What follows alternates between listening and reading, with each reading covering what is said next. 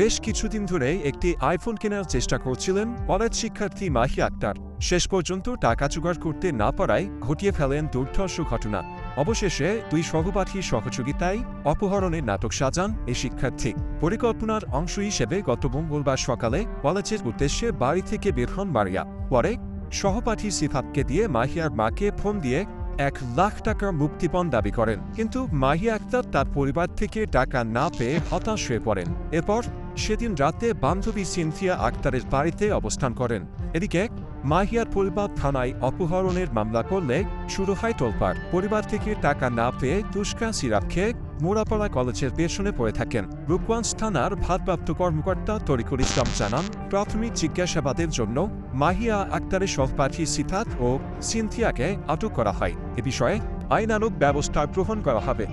নাটক এবং মনোদর্শনের নাটকটি করার জন্য পূর্ব থেকে পরিকল্পিতভাবে এটা করা হয়েছে। এইটা করতে যেয়ে আমরা ওই ভিকটিম এবং পতিত ভিকটিম এবং যে ফ্রেন্ডদের সাথে যে কথোপকথন এইগুলো স্ক্রিনশট উদ্ধার করেছি এবং বিভিন্ন অডিও মেসেজ এগুলো আছে।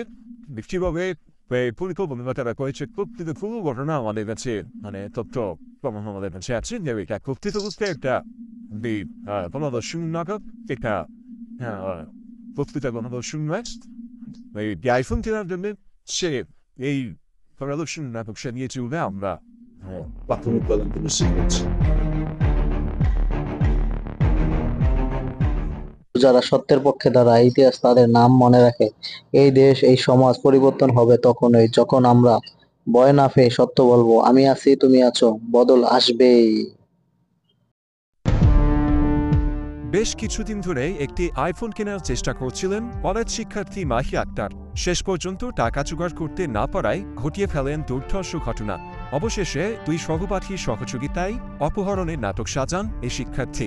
পরিকল্পনার অংশ হিসেবে গত মঙ্গলবার সকালে কলেজের উদ্দেশ্যে বাড়ি থেকে বের হন মারিয়া। পরে সহপাঠী সিফাতকে দিয়ে মাহিয়ার মাকে ফোন দিয়ে 1 লাখ টাকার মুক্তিপণ দাবি করেন, কিন্তু মাহিয়া আক্তার তার পরিবার থেকে টাকা না পেয়ে হতাশ হয়ে পড়েন। এরপর সেদিন রাতে বান্ধবী সিনথিয়া আক্তারের বাড়িতে অবস্থান করেন।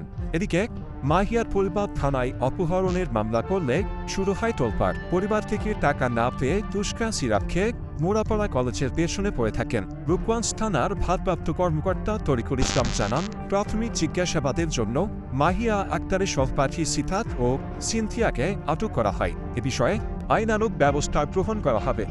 নাটক এবং মনোদর্শনের নাটকটি করার জন্য পূর্ব থেকে পরিকল্পিতভাবে এটা করা হয়েছে। এইটা করতে যেয়ে আমরা ওই ভিকটিম এবং পতিত ভিকটিম এবং যে ফ্রেন্ডদের সাথে যে কথোপকথন এইগুলো স্ক্রিনশট উদ্ধার করেছি এবং বিভিন্ন অডিও মেসেজ এগুলো আছে। কিভাবে পরিকল্পনা তারা করেছে প্রকৃত পুরো ঘটনা আমাদের কাছে তথ্য প্রমাণ আমাদের কাছে আছে। যে এটা প্রকৃত বুঝতে একটা গণদর্শন নাটক, একটা প্রকৃত গণদর্শন নয়। এই আইফোন কেনার জন্য সে এই গণদর্শন নাটক সে নিয়ে চলবে। আমরা প্রাথমিক তদন্ত করছি। যারা সত্যের পক্ষে দাঁড়ায়, ইতিহাস তাদের নাম মনে রাখে। এই দেশ, এই সমাজ পরিবর্তন হবে তখনই যখন আমরা ভয় না পেয়ে সত্য বলবো। আমি আছি, তুমি আছো, বদল আসবেই।